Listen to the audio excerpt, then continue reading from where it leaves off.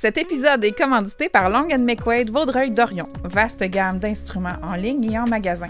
Prix, choix et personnel exceptionnel, le plus grand détaillant d'instruments au Canada avec plus de 80 magasins à votre service. Et par Ricky Lovato, chanteur et musicien, aussi propriétaire du studio d'enregistrement Studio Alpha pour la réalisation musicale d'artistes et de bands. Et Toiture Pro, plus de 40 ans d'expérience pour refaire vos toits à neuf. Nous avons également Jessica Prou Photo, photographe exceptionnelle et partenaire du Sofa Rose. Et Catherine Lavoie, conseillère beauté et maquilleuse talentueuse pour vous mettre tout en beauté. C'est parti! C'est parti!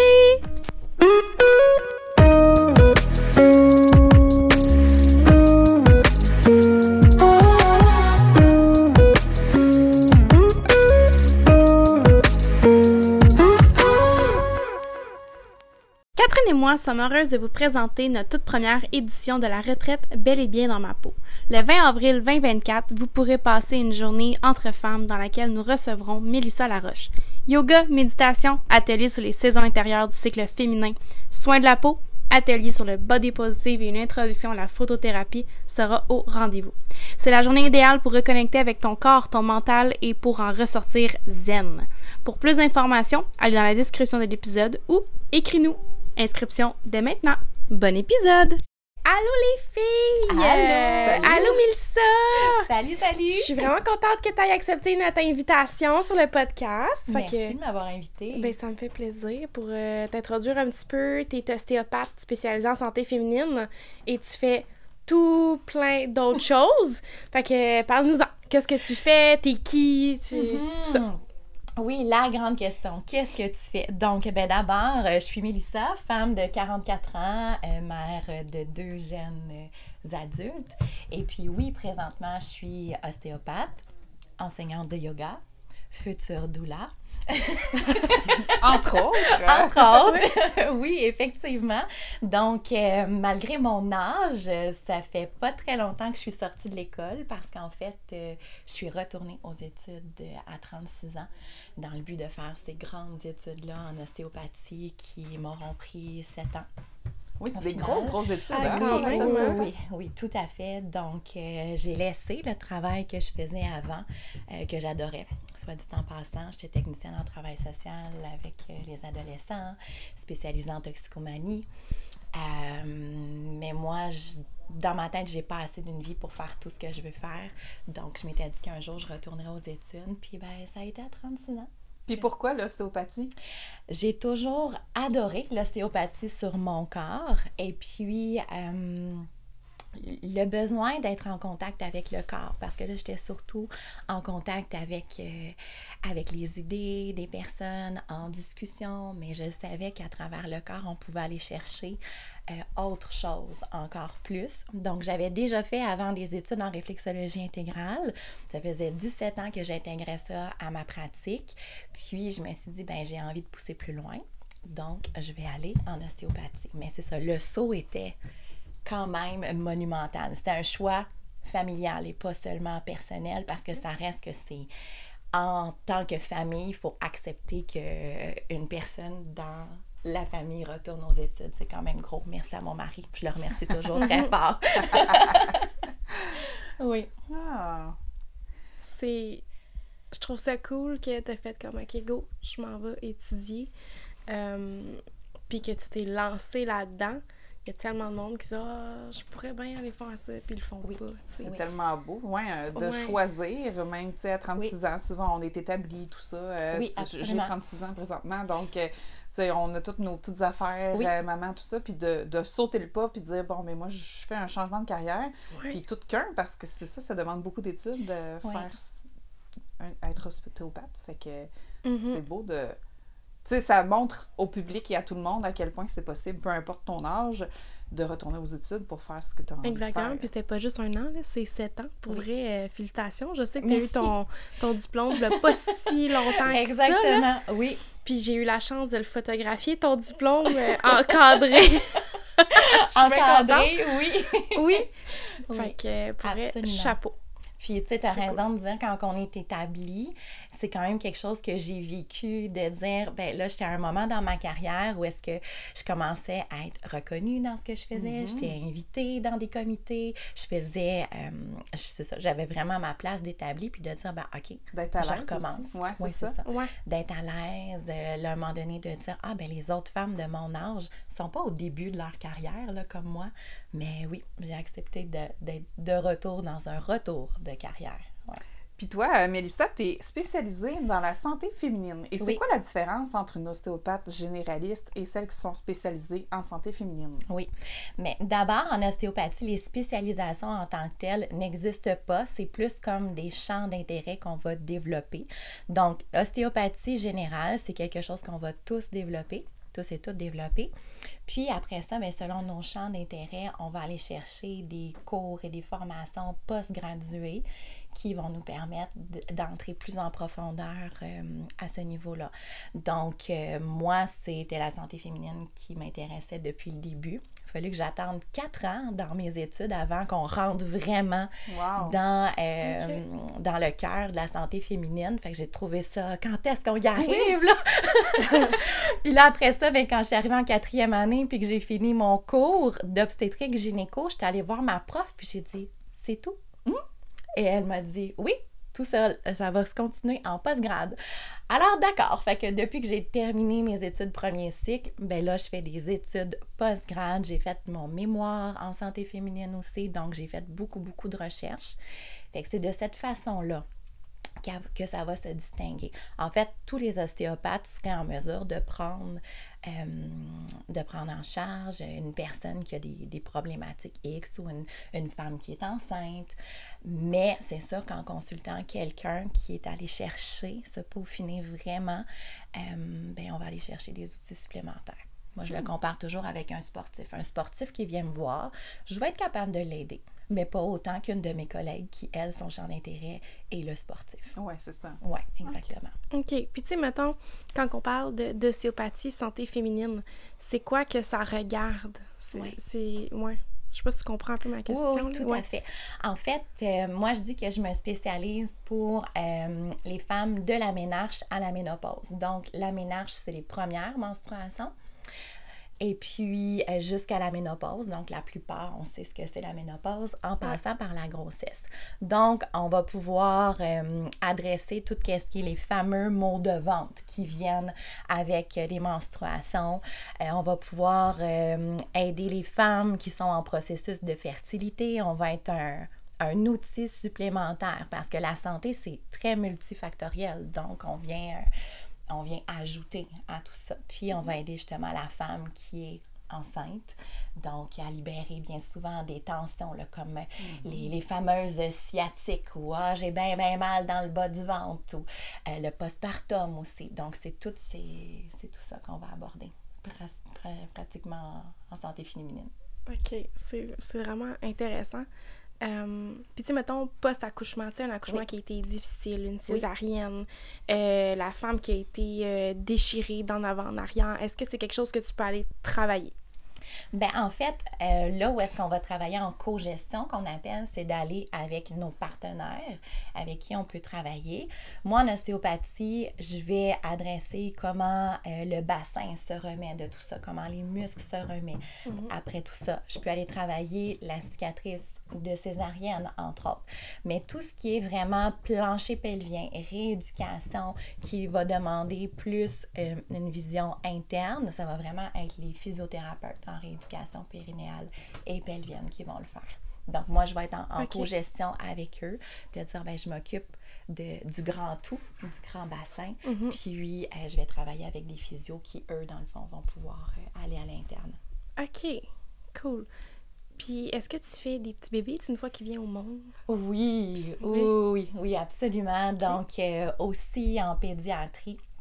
Donc, les bébés, dès qu'ils naissent, en fait, peuvent recevoir le toucher d'un ostéopathe. Donc, moi, je dis toujours, la plus petite que j'ai eue sous mes mains, elle avait 5 heures. Oh mon Dieu! Donc, oui, c'est ça. Puis quelle problématique que tu as dû traiter pour un enfant aussi jeune? Oui, bien c'est sûr qu'après 5 heures, c'était organisé d'avance. C'est pas quelqu'un qui m'a appelé puis qui a dit... Il y a un problème. Il y a un problème, non, absolument pas.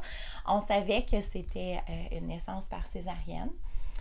C'était prévu d'avance, donc il était dit que j'étais pour être là pour recevoir le bébé suite à ça, puis probablement aller travailler au niveau de la spirale de naissance. Un bébé qui naît par césarienne ne va pas nécessairement avoir fait sa spirale de naissance vers justement la naissance dans le monde. Donc, bien souvent, c'est ça qu'on va aller travailler. Puis on va aller voir, est-ce que le bébé a déjà un petit torticolis? Parce que dans le fond, le torticolis peut être congénital, qui peut nuire à l'allaitement. Fait que c'est comme si on lui donne vraiment l'optimalité de ce qu'on peut lui offrir à la naissance. Puis c'est quoi la spirale que tu parles? Oui, c'est que le bébé dans le bassin va se tourner pour aller passer. Oui, c'est ça. Puis si ça, c'est pas fait, ça peut entraîner comme des douleurs ou... Pas nécessairement. OK. Non. C'est dans le fond, c'est d'optimiser, dans le fond, cette naissance-là. OK. Puis mettons pour ceux et celles qui nous écoutent en ce moment, puis qui n'ont jamais eu un traitement d'ostéopathie, est-ce que tu peux nous expliquer un peu, en gros, à quoi ça sert puis qu'est-ce que ça fait? Précisément chez l'enfant ou chez monsieur, madame, tout le monde? Oui, monsieur, madame, tout le monde, oui. mettons. Bon, mais d'abord, on va s'assurer que le contenant est bien aligné. Fait que le contenant, c'est la colonne vertébrale, c'est le bassin, s'assurer que dans le fond, que tout bouge bien et dans une mobilité qui est optimale. Donc, ça va se faire par thérapie manuelle. Donc, ça va se faire avec un toucher qui est très doux, qui est très précis. Puis ensuite de ça, on va ajouter tout ce qui est viscère, donc au niveau des poumons, au niveau de l'intestin, puis on va faire aussi de l'ostéopathie crânienne, donc aller travailler vraiment les os crâniens qui ont des tout petits mouvements dedans, mais qui peut être drôlement intéressant là, d'aller travailler. Fait que ça, c'est souvent le moment où est-ce que les gens qui se questionnent « Ah, mon ostéopathe, je suis allée la voir, j'avais mal au bassin. » Puis là, elle s'est retrouvée, les mains sur mon crâne. Ouais. Je savais pas trop qu'est-ce qu'elle faisait. Effectivement, c'est particulier la première fois qu'on va voir une ostéopathe. Je sentais de quoi, mais c'était un peu particulier. Il faut comprendre que bouger les os d'un bassin, bouger des jambes, c'est beaucoup plus gros, c'est beaucoup plus massif. Mais dans le fond, aller voir le mouvement au niveau des os crâniens, c'est tout petit. Donc, c'est là où est-ce qu'avec mes mains, je fais des tout petits mouvements qui sont pas perceptibles que quand je brasse une jambe au complet, là. Oui, mais moi, c'est ça qui me fait... C'est ça que je te disais, hors d'onde. La première fois que je suis allée en ostéopathie, je posais tellement de questions. Elle devait me trouver tannante, là. Mais je trouve ça complètement fascinant. Moi, déjà là, quand elle m'a mis la main en dessous de mes fesses pour mesurer mon sacrum, oui, pour voir comment il bougeait, parce que je disais que j'avais mal à la nuque, mais elle est en dessous de mes fesses. Je fais, hein? Ah oui, ton sacrum est sec. Donc, elle faisait des petits mouvements. J'étais là, OK, elle peut percevoir la texture de mon os à travers mes vêtements et mon corps. Absolument. Parce qu'on n'est pas nu quand on vient de te rencontrer. Là. Non. C'est fou raide. Oui, absolument. En fait, deux choses là-dedans. Il y a des études qui ont été faites de voir, comment l'ostéopathe est en mesure de découvrir le mouvement, la motilité, la mobilité des os crâniens, par exemple. Puis, on fait passer ces études-là à des gens qui étaient ostéopathes puis des gens qui étaient non ostéopathes. Puis, pour conclure que les personnes qui étaient non ostéopathes étaient autant en mesure de comprendre et de sentir ce mouvement-là au niveau crânien. La différence, c'est qu'en ostéopathie, on apprend ce langage-là. Donc, pendant 5 ans, on apprend justement à découvrir, c'est quoi un sacrum qui est sec? Qu'est-ce que ça veut dire? Ça veut dire effectivement qu'il y a un peu moins de résilience dans l'os, que l'os, dans le fond, il est peut-être un petit peu plus dur. Souvent, à ce moment-là, moi, je vais questionner, est-ce qu'il y a eu des chutes sur les fesses? Donc, quand il y a eu des chutes sur les fesses, bien souvent, le sacrum, il va être un petit peu moins mobile, un petit peu moins... Oui, effectivement. Fait que ça a toujours l'air un peu bizarre, mais en fait, tout s'explique. Tout est logique, c'est ça. Puis, n'hésitez pas à poser des questions. En tout cas, moi, j'aime ça quand les gens me posent des questions. Même des fois, je pars puis je parle beaucoup trop longtemps. Puis on est là plus longtemps dans ton bureau. Ah, J'en ai fait l'expérience. C'est ça. Mais toi, Jess, t'avais consulté Mélissa suite à ta césarienne? Oui, dans le fond, avec la césarienne, moi, j'ai ma cicatrice, j'ai des douleurs, honnêtement, j'en ai presque plus, c'est vraiment incroyable. Puis c'est ça, dans le fond, Mélissa, tu me l'as travaillé, ça a vraiment aidé. J'ai eu des trucs aussi, tu sais, ça n'a même pas rapport avec la césarienne, là, je me suis cassé le pied, tu m'as aidé à mon pied, puis ça a vraiment fait une différence, tu sais. Fait que, non, ça l'aide vraiment. J'ai adoré venir dans ton bureau aussi, là, je me sentais comme si j'étais ton amie. Genre, c'est cool, c'était facile, puis OK, let's go, on fait ça. Puis non, c'est vraiment le fun. Ouais. Je souhaite que les gens se sentent bien quand ils viennent me voir aussi. Je trouve que c'est important d'être reçu avec chaleur, avec bienveillance. Bien souvent, dans notre monde d'aujourd'hui, tout est rapide. On peut se sentir comme un numéro en quelque part, mais avec moi... avec toi, on se sent pas de même du tout. Puis j'ai l'impression aussi le fait que tu prennes le temps d'être chaleureuse, justement, là, c'est le fun parce qu'on se sent bien, parce que veux pas, tu touches le monde. Là. Si on est stressé, ça l'aidera pas. Là, non, exactement. Puis tu sais, de se faire toucher, c'est pas tout le monde là, qui apprécie de se faire toucher dans la vie. Là. Ouais. Fait que ça te prend une façon d'apporter les choses, puis t'es vraiment hot là-dessus. Merci. Ça me fait plaisir. Merci. Puis oui, ça me fait plaisir. Tu fais bien de le nommer. C'est pas tout le monde qui aime être touché aussi. Puis moi, je dis toujours, c'est un travail d'équipe qu'on fait. Oui, je suis la professionnelle que vous venez consulter, mais en même temps, c'est un travail d'équipe. S'il y a quelque chose qui est inconfortable, si c'est douloureux, dites-le moi. J'ai plein d'outils dans mon sac pour pouvoir changer d'approche. C'est sûr que je vais aller utiliser ce qui, pour moi, donne le plus de résultats, mais il y en a d'autres. Il faut être beaucoup à l'écoute. Exactement. C'est ça qui est beau de l'ostéopathie, c'est qu'on a beaucoup d'outils dans notre sac. Puis ce que je trouve particulier, j'ai l'impression que, en tout cas, j'ai consulté plusieurs ostéopathes dans ma vie, mais pas encore toi, et on pourra prendre rendez-vous, ça va me faire plaisir. Jusqu'à maintenant, je ne veux pas généraliser, mais vous êtes toutes très posé, très zen, beaucoup, tu sais, des pierres, de l'encens, très spirituel, tout ça. Fait que j'ai l'impression que tu l'es aussi, toi. Puis, est-ce que c'est quelque chose qui est comme appris par rapport à vos études d'ostéopathie ou c'est juste que vous avez juste cette prédisposition-là à être zen? En fait, je pense que là, on vient ajouter tout ce que l'on fait comme personne pour se sentir bien, parce que ça passe par là d'abord. Si moi, je veux être en mesure d'être une bonne thérapeute, je dois prendre soin de moi d'abord. Donc, oui, on a souvent des outils qui se ressemblent. Justement, les petites roches dans mon bureau, il y en a beaucoup, des petites roches. Oui. Justement, des chandelles, de la méditation. Est-ce que c'est quelque chose qu'on apprend? Pas nécessairement. Puis là, ici, je nuancerai un peu parce qu'ils nous apprennent effectivement à prendre soin de soi d'abord. C'est toujours soi d'abord.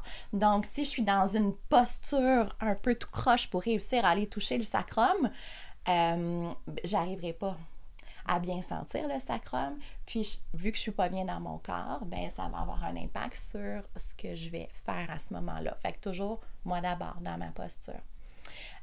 On nous apprend à être un fulcrum. Un fulcrum, en fait, on pourrait dire n'importe quel autre mot, mais c'est être une présence qui est neutre pour la personne qui est là. Donc, si Jessica vient me voir, elle vient avec son espace, avec son lot émotif, avec son énergie. Moi, je vais la recevoir, je vais la percevoir. Je vais dealer avec le temps qu'elle est avec moi. Si Catherine entre après, c'est autre chose. Donc, moi, entre les deux, je me dois de me normaliser, de m'équilibrer, de me neutraliser pour te recevoir, toi, dans ce que tu es à ce moment-là. OK. Ouais, fait que c'est ce qu'on appelle être un fulcrum pour la personne qui est là. Des fois, une personne qui tombe émotive, je vais juste placer mes mains tranquille, puis moi, je vais respirer pour aider à ce que ce soit plus fluide et que la personne puisse se calmer. parce qu'il faut avoir, c'est ça, un niveau de détente là, pour recevoir un soin comme ça. Si on est vraiment tout énervé, on est fâché ou quoi que ce soit, ça fonctionnera pas. Ça fonctionnera pas. En fait, ça va fonctionner différemment, c'est ce que je dirais, mais c'est pas une façon que moi j'apprécie travailler. Ben non, c'est ça. Travailler avec quelqu'un qui est tout crispé, on va d'abord travailler à calmer le système nerveux. Oui, avant. OK. Et là, est-ce que tu veux poser la prochaine question? Je peux y aller. On est lousse, hein? Ah, oui, je pense qu'on est rendu au prochain service, hein? Oui. C'est... Moi, j'ai hâte d'en entendre parler. C'est ça. Pourquoi t'es spécialisée, ben pas spécialisée, mais avoir ajouté une corde à ton arc pour aller doula, dans le fond? Qu'est-ce qu'une doula, premièrement? Oui, c'est ça. Qu'est-ce qu'une doula? Alors, en fait, c'est une personne, on revient à l'espace, qui va tenir l'espace, majoritairement ce qu'on entend parler pendant un accouchement. Doula, par contre, moi, le cours que je fais présentement, c'est doula large spectre. Donc, je reviens à ce que je souhaitais être comme ostéopathe, santé féminine de la ménarche à la ménopause, en passant par la grossesse. Donc, c'est exactement le même processus que je suis en train de faire, mais comme doula. Donc, la doula va être là pour aider la femme, le couple. Je vais parler précisément pour l'enfantement. Pour aider dans la gestion de la douleur. Donc, on va être là pour donner certains petits trucs, pour aider à ce que ça se passe mieux. On va être là aussi pour tenir parole. Il y a un plan de naissance qui a été fait. Donc, quand vient le temps d'être dans un espace, soit qui est médicalisé, on va être là pour dire, voici les choix qui sont devant toi. Te souviens-tu de ce que tu as voulu faire avant? Et là, maintenant, dans le vortex de la naissance, c'est comme, ouais, mais Mélissa, je ne sais plus quoi faire. Dans la douleur, tout ça. Là, je vais être là encore pour être le fulcrum de la personne, prendre pied, puis d'être là dans l'espace, puis de dire, voici ce qui se propose à toi. C'est d'être une personne qui est objective à la situation pour soutenir le couple qui enfante. Tantôt, hors d'homme, tu me posais la question, tu sais, la différence entre doula et sage-femme. La sage-femme, c'est le personnel médical. Elle est là pour faire l'accouchement, pour aider à l'accouchement, pour avoir les outils médicaux. La doula, non. La doula n'est pas dans ce rôle-là. Fait que c'est vraiment de l'accompagnante à la naissance. Ah, c'est ça, parce que j'imagine que je ne suis pas toute seule à me poser la question, parce que moi, dans ma tête, une doula, c'est une personne dans une maison de naissance que tu accouches naturelle, dans une affaire de, tu sais, naturelle, tout ça. Là, on dirait, je voyais ça comme vraiment plus, tu sais, comme une maison de naissance. Là. Oui. Mais tu peux aller aussi à l'hôpital avec les parents pour procéder à l'accouchement. Donc, oui, il y a des doulas en maison de naissance, mais les parents ont le choix aussi d'amener quelqu'un avec eux à l'hôpital et cela peut être une doula. Puis c'est quoi le plus-value d'aller chercher ce service-là? En fait, je dirais c'est justement de sentir qu'on a quelqu'un dans l'espace qui est là pour nous aider à prendre des décisions qui sont objectives. Parce que à ce moment-là, il y a beaucoup d'émotions, autant pour la personne qui enfante que le partenaire ou la partenaire qui est là. Puis, fait que c'est vraiment ça, d'être dans cet espace-là pour soutenir l'objectivité de la situation. Est-ce que ça fait du sens? Oui. Oui? Oui, vraiment. Oui. Puis comment que tu peux faire un lien, sûrement, parce que, je veux dire, tu as quand même ton cours d'ostéopathie, tu es quand même ostéopathe. Oui. Fait que tu peux venir ajouter cette corde-là, dans le fond, lors de tes, mettons, de l'accouchement. Est-ce que c'est quelque chose qui peut se faire? Oui. Est-ce que tu peux comme l'aider à, tu te positionnes pas bien pour pousser, tiens-toi comme ça, mettons. Est-ce que, tu peux l'ajuster? Absolument. En fait, on parle pas d'ajustement à ce moment-là, mais ça va être, c'est sûr que là, les connaissances que j'ai comme ostéopathe vont pouvoir servir aussi, puis de dire, on va expliquer, pourquoi qu'on irait dans telle position plutôt qu'une autre. Je vais être là pour amener papa aussi, ou l'autre maman à être dans un espace pour aider encore plus spécifiquement à ce qui se passe, effectivement. Okay. Puis là où je viens le chercher dans ce que je fais déjà en ostéopathie, c'est que je fais déjà de l'accompagnement beaucoup. Donc, c'est vraiment d'aller me chercher des outils supplémentaires. Oui, tu es vraiment aligné avec Exactement. Ce que tu fais déjà. Oui, puis le fait de le faire de la ménarche à la ménopause, là où est-ce que ça vient encore chercher quelque chose que j'apprécie beaucoup, c'est l'enseignement. Donc, tenir des cercles de femmes, tenir des ateliers où est-ce qu'on va pouvoir aller normaliser ce qu'on peut vivre en tant que femme. Ouais. C'est vraiment cool. Puis comment qu'on fait pour te rejoindre, pour prendre rendez-vous avec toi, pour avoir accès à tes services? Quand est-ce que tu vas être officiellement doula aussi, pour celles qui aimeraient ça, en avoir une? Oui. Bien, en fait, la dernière question, officiellement doula, ça va être en juillet 2024. Donc, c'est vraiment un processus sur 10 lunes, comme une grossesse, en fait. Okay. Et puis, autrement, c'est ça, mon site internet, melissalaroche.ca. Et puis, sur Go Rendez-vous, en fait. Go Rendez-vous, on écrit Mélissa Laroche, puis vous allez tout de suite avoir accès à toutes mes informations. Puis ton bureau se situe où, ton bureau? À Saint-Polycarpe. À Saint-Polycarpe. Je suis à Saint-Polycarpe, oui. Fait que c'est pas trop loin de notre région de Valleyfield. Oui, non, tout à fait. C'est pas loin, puis ça se fait quand même très bien le chemin, puis ça vaut la peine. Oui, hein? Vraiment, oui. Wow. Tu sais, pour l'avoir expérimenté là, avec ma césarienne, là, je le recommande beaucoup. Puis tu sais, c'est pas toi que j'étais allée voir, mais avec Alicia aussi, vu qu'elle est née en césarienne, j'étais allée voir une ostéopathe qui était comme spécialisée, elle, vraiment dans les bébés et enfants. Puis je pense que c'est ça, elle avait un torticolis, elle a dégagé son cou. C'est complètement fou. Puis tu sais, t'as nommé que ça pouvait même peut-être aider à l'allaitement. J'avais pas remarqué, mais là, en repensant à les événements, en effet, oui. Après ça, c'était comme plus facile. On dirait que si le bébé il est mieux, il se sent bien. Exactement. Fait que ça vaut vraiment la peine, des fois, de y aller, là, tu sais, puis de faire ce service-là. Oui, absolument. On fait partie d'un tout en santé. Puis moi, je crois beaucoup justement à cette co-gestion-là de travailler avec les collègues, avec les infirmières, entre autres, à la clinique du nourrisson, avec des marraines d'allaitement. Donc, on est là pour se supporter l'un l'autre dans nos spécialisations, en fait, dans nos champs d'intérêt. Tu as parlé tantôt de ménopause. Oui! Et ça, c'est un sujet qu'on nous a beaucoup demandé lors de notre lancement. On avait des petites feuilles, puis beaucoup ont parlé de ménopause. Qu'est-ce que tu peux aller faire pour aider les femmes en ménopause avec l'ostéopathie? En fait, je te dirais que ménopause, c'est effectivement quelque chose qu'on ne touche pas beaucoup, malheureusement. Donc, j'ai des concepts de base que je vais aller travailler, mais avec ma formation de doula, je vais aller chercher ce plus-là aussi, d'aller comprendre encore plus que c'est la ménopause. Donc, présentement, la façon que je vais l'adresser, ça va être comme une autre femme. En fait, ça reste le corps d'une femme qui est en mouvement. Donc, on va aller voir est-ce que son bassin il est bien équilibré. Est-ce que justement au niveau des organes, aller travailler l'utérus, aller travailler l'intestin. Est-ce que ça va aider à dégager, pour enlever un petit peu de pression qui est là?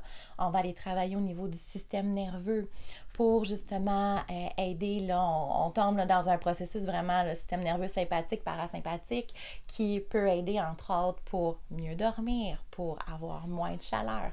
Donc, c'est tout ce côté-là que moi, je vais aller observer.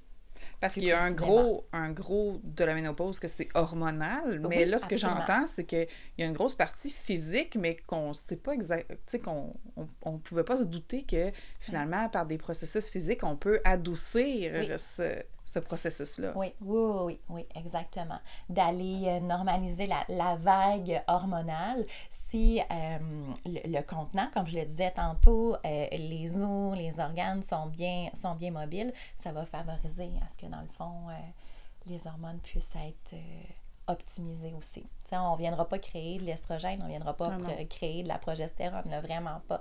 C'est juste d'assurer qu'il y ait une harmonisation de tout ça.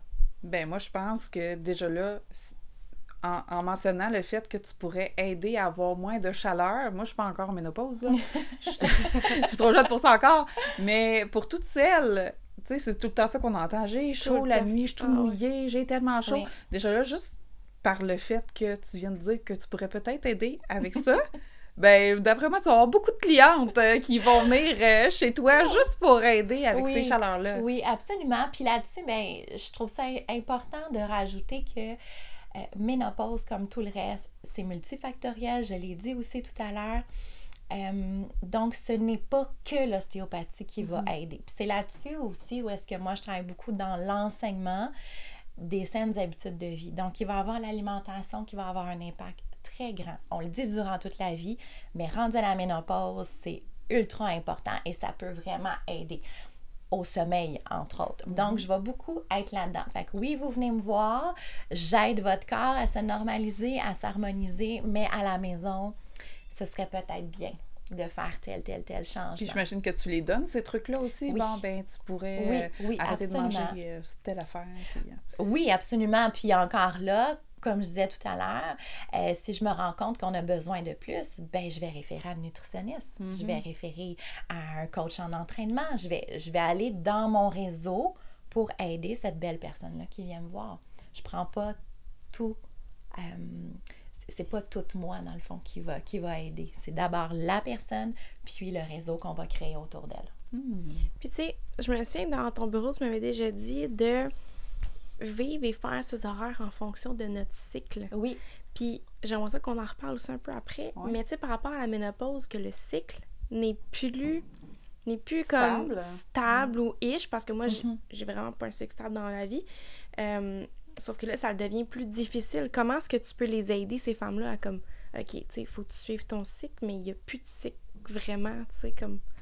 En fait, au niveau de la ménopause, là, la portion qui est souvent le plus exigeant pour le corps, c'est la périménopause. Fait que c'est, dans le fond, les années avant qui peuvent durer, je ne vais pas vous faire part les filles, mais jusqu'à 10 ans. Okay. Avant qu'il y ait vraiment comme une ménopause officielle. Puis, qu'il n'y a plus de règles, qu'il n'y a plus rien. Oui, puis médicalement, on parle de ménopause lorsque ça fait 12 mois qu'il n'y a pas de menstruation. Okay. Donc là, on déclare officiellement la ménopause arrivée. Fait que là, tu pourrais ne pas avoir de règles pendant 10 mois, t'es comme yes, puis là, pouf! Finalement, ça revient. Oui! Oui, effectivement. Puis, je comprends ce que tu veux dire, que là, ça va être plus difficile d'aller voir comment le cycle est et de le suivre, mais ça reste que la femme est une personne cyclique. Donc, on va trouver son cycle à elle. OK. À travers tout ça. Mais on va pouvoir le peaufiner. Ben moi, ça m'intrigue. Comment faire ça, travailler selon son cycle? Qu'est-ce que tu veux dire? Peux-tu approfondir là-dessus? Oui, absolument. C'est sûr que là, on pourrait faire plein d'autres podcasts, j'ai l'impression. Ah oui! Justement, entre autres, je vais faire un atelier de 3 heures là, prochainement sur justement les cycles sacrés et les saisons. En fait, c'est de faire en sorte qu'on va aller trouver notre énergie selon là où on en est dans notre cycle. Si on prend jour 1 de notre cycle, c'est le début des menstruations. À ce moment-là, notre énergie, habituellement, est plus cocooning. Hein? Cocooning, tranquille, j'aimerais ça être dans ma doudou aujourd'hui, puis moins voir de monde. Hein? Parce que c'est comme ça que ça se passe. Puis, autour de l'ovulation, là, il va y avoir une énergie particulière qui va arriver. Où est-ce que là, on a envie d'être avec les gens, on a envie de créer, on se sent belle. Ouais. On se sent sexy, tout est comme là. On a une belle peau. Puis là, tranquillement, tout, ça revient. C'est ce qu'on appelle les saisons. Mais comme je dis, là, faudrait que je fasse vraiment un autre heure là-dessus. On devrait faire un podcast vraiment que sur ça. Oui, les saisons.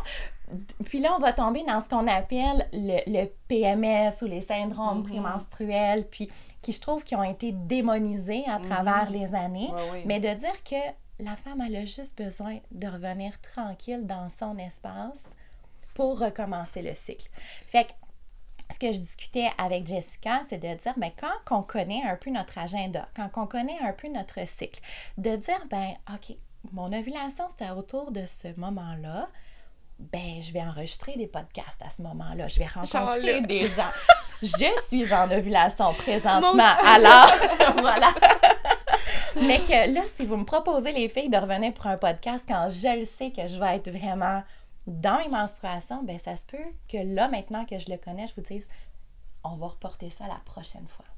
Okay. Puis qu'à ce moment-là, ça ne veut pas dire qu'on ne fait plus rien quand on est menstrué. C'est juste de dire, Il y a certains projets qu'on va mettre ailleurs, finalement. Exactement. Je trouve ça ultra intéressant. Ben là, j'ai de la comptabilité à faire. Tranquille, devant mon ordi, je m'installe avec ma petite doudou chaude sur les jambes et j'avance. Je vais être productive, mais plus tranquille, différent, c'est ça.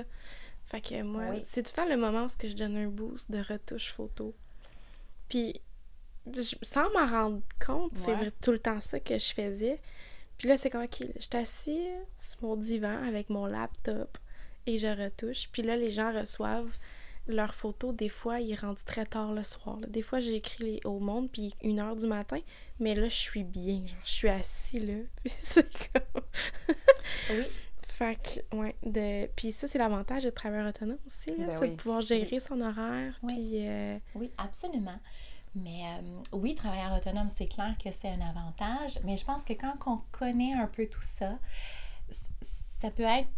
Je pense que plus on va en parler, plus ça va être quelque chose qui va se passer dans la réalité, de dire, ben cette semaine-là, ben je prends plus de gros dossiers maison tranquille. Tu sais, ça peut se faire. Puis l'autre semaine, ben là, je vois 20 clients, c'est parfait. Donc, je pense que ça peut aller dans n'importe quel métier, mais il faut en parler. Plus on va en parler, plus ça va se passer. Puis il y en a qui ont des cycles beaucoup plus difficiles que d'autres personnes. Oui. Exemple, moi, je suis parmi les chanceuses qui ne ressent pas tant que ça des SPM, qui ne ressent pas tant... Tu sais, j'ai pas de douleur, ça dure pas longtemps. Je suis vraiment chanceuse. Mais je connais des gens qu'une semaine avant, ça va pas. Pendant, c'est l'enfer. Puis une semaine après, ça va pas non plus. Fait qu'on dirait qu'ils sont 3 semaines à être boubou, tu sais. Puis t'as une semaine où tu te sens bien. Fait que est-ce qu'avec l'ostéopathie, on peut aller aider ça pour enlever les douleurs, toutes les mauvaises zones qu'on a quand on est dans notre semaine? Fait que je trouve ça triste d'être en forme juste une semaine par mois. Ben, c'est sûr que là, si on est à une semaine par mois qu'on est bien, on va aller faire un tour au niveau médical aussi. Aller prendre un bilan sanguin. Est-ce que, par exemple, il y aurait une anémie? Est-ce qu'il y a un manque de fer à ce niveau-là? Est-ce qu'il y a des troubles au niveau thyroïdien? On va aller faire ce ménage-là avant parce que c'est pas normal d'être 3 semaines par mois pas bien puis de relier ça à des menstruations. Et puis, là, en ostéopathie, mais d'abord, ça va être la première chose. Quelqu'un qui vient me voir, OK, il y a le bilan médical, on va t'envoyer voir ton médecin ou... C'est ça. Ben, maintenant, c'est pas tout le monde qui a des médecins, là, mais bon, on va aller faire le bilan médical. Puis après ça, je vais revenir un peu à ce que j'ai dit tout à l'heure. Tu sais, comment va le contenant? Comment va le système nerveux? Comment va l'alimentation? Est-ce que vous bougez durant votre journée? Comment est votre sommeil? Fait qu'on revient toujours, dans le fond, à la base. Et oui, je vais aider par l'ostéopathie, mais il y a tout le reste. C'est ça. Puis les personnes qui savent dans leur cycle à quel moment ça commence à moins bien aller, ben on va le prévoir dans le mois. Fait que souvent, je vais dire, je vais vous voir dans la semaine avant les menstruations ou juste un peu après l'ovulation. Donc là, je vais m'assurer d'être dans un corps qui commence à être un peu moins bien. OK. Fait que je vais viser ça. Wow. Fait que, tu sais, c'est un super bon conseil en ce moment qu'on a pour tous les auditeurs, c'est que c'est ça, c'est pas normal de ne pas être bien jamais. Non. Fait que d'aller consulter pour aller vérifier que tout est correct, puis après ça, ben, de venir te voir ensuite pour lousser le corps quand il est trop raide. C'est un peu broche à foin quand je le dis, mais c'est comme ça que ça me vient. Mais c'est vrai, tu sais, quand on est trop retenu ou quoi que ce soit, ben c'est ça, ça doit pas aider. Fait que je trouve ça super intéressant. Je pense qu'on pourrait passer la journée à jaser comme ça. Oui! En effet. Absolument. Je pense que c'est de prendre un temps d'arrêt sur sa santé puis de dire, ben OK, je vais aller voir quelqu'un qui va prendre le temps de m'écouter et de me recevoir, puis de dire, ben ça se peut qu'on reparte de chez moi avec une liste de choses à faire, mais c'est ça que je veux. Ben c'est ça que tu l'écoutes aussi. Oui, puis ce que j'aime, c'est dans le naturel. Ouais. C'est tu y vas avec le corps, tu y vas avec les choses de base. Des fois, quand on rentre chez le médecin, là, ils veulent nous prescrire une petite pilule. Ben avant la petite pilule, des fois... Y a-t-il autre chose qu'on peut faire? Oui. Tu sais, il y a le travail du corps, il y a justement... là, comme le cycle, comment qui fonctionne. OK, je suis plus déprimée aujourd'hui. Ah, ben si je tombe dans mes règles, c'est normal. tout le côté aussi autre que tu travailles en équipe avec un réseau, moi, je trouve ça vraiment fabuleux. Je trouve ça beau, tu sais, d'aller, OK, naturopathe, tu manges-tu bien? Tu sais, le médecin, il prend pas le temps de savoir si tu manges bien, si tu manges les aliments que tu as besoin, si tu as toutes tes vitamines. Il prend pas le temps de savoir non plus s'il fait gris dehors, est-ce que c'est difficile pour toi. Puis je trouve ça beau que tu le fasses, puis que tu réfères avec un réseau pour que les gens se sentent bien dans un environnement naturel. Oui, je comprends ce que tu veux dire. C'est sûr que nos médecins sont surchargés. Ils ont beaucoup de personnes à voir parce qu'il y a beaucoup de besoins. Puis, dans le fond, c'est pour ça qu'on veut travailler ensemble. C'est que moi, j'ai besoin du médecin. J'ai besoin qu'il soit là parce qu'il a sa spécialité. Puis, il est là pour poser des diagnostics, pour donner des traitements. Il va y aller avec ses outils à lui. Moi, je peux pas prescrire de médication. Je connais pas ça. De toute façon, c'est pas mon outil.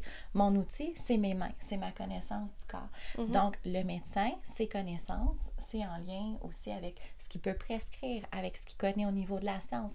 Donc, c'est toujours de revenir, il n'y a pas personne qui est meilleur qu'un autre. C'est de dire, on travaille tous ensemble parce que le corps, mais pour les besoins. Multidimensionnel. Oui, pour les besoins de la personne. Oui. Toujours. Personne qui est au centre. Wow!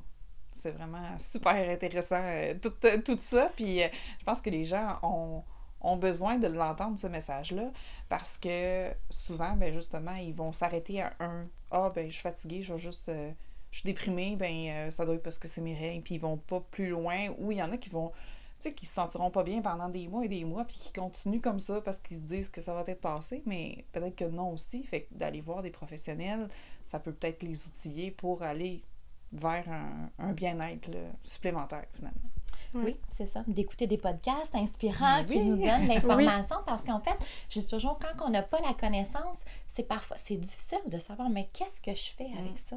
C'est quelque chose que j'ai toujours connu, la jeune fille qui, à 12 ans, ses premières menstruations, a tout le temps mal au ventre, puis qu'on lui dit qu'à 25 ans, c'est pas normal, ben ça fait longtemps qu'elle vit avec ça, elle, dans son corps.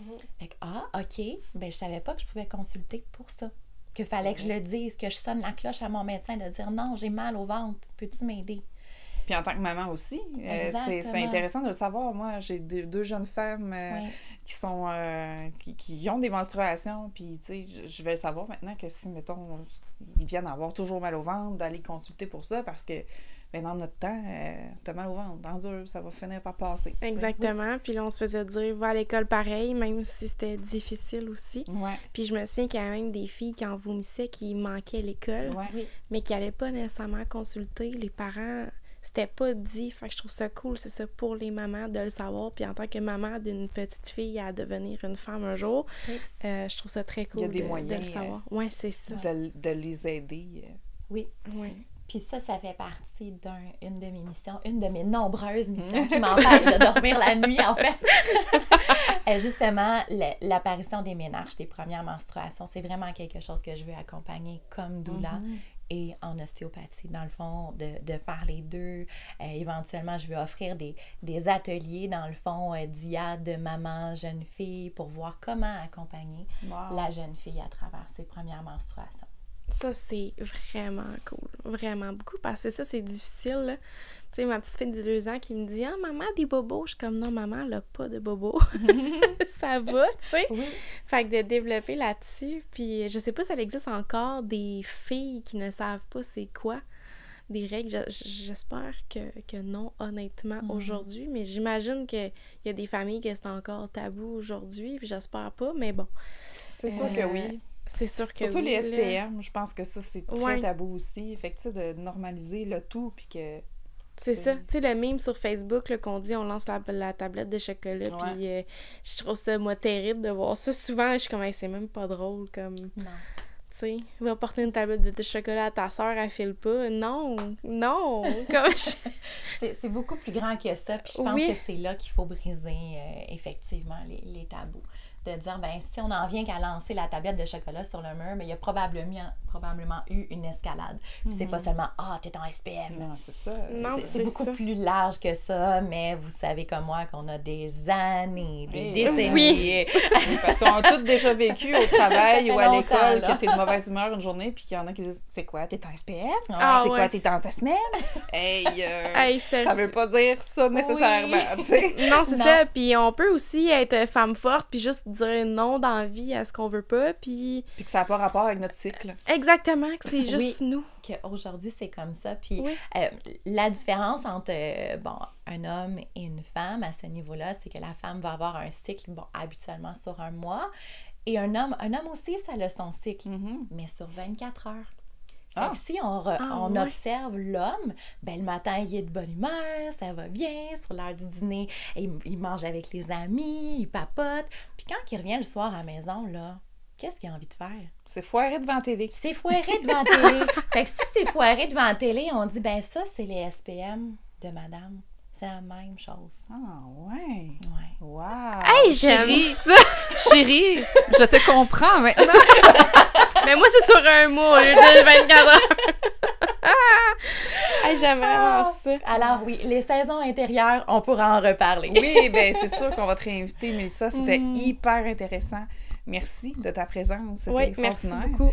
Puis, tu sais, on n'en apprendra jamais assez sur notre corps. Il y en a tellement à apprendre. Ouais. Oh que oui. Puis, je trouve ça beau que, tu sais, après 36 ans, tu es allée sur les bancs d'école et que tu poursuis encore ta formation pour toujours t'améliorer à la quête du bonheur de tes patientes, Oui. dans le fond. Fait que je trouve ça très, très beau, très touchant que tu puisses vouloir à ce point-là prendre soin de nous, les femmes. Je trouve que c'est vraiment... on a une belle richesse dans la région de Oui. t'avoir. Puis c'est un beau modèle à donner à tes enfants aussi. Ah, Dire, hey, oui. même si j'ai plus de 17 ans, je peux retourner à l'école puis faire ce que je veux faire. Je Exact. trouve ça très beau. Merci de m'avoir invité, les filles. Merci. Ça fait Ouais, plaisir. super intéressant. Fait que bonne chance dans tes études. Merci. Et dans le reste, puis juste, on va rementionner là, comment qu'on peut te rejoindre. On l'a dit tantôt, mais je veux le redire pour le confirmer. mélissalaroche.ca et sur Go Rendez-vous, Mélissa Laroche aussi. Fait que c'est Parfait, les deux bonnes super. façons de me rejoindre. Puis tout va être écrit aussi là, sur la description Sur tes services. de et tout l'épisode, tout ça. Ouais. Ouais. Ben, Merci. Merci. à toi!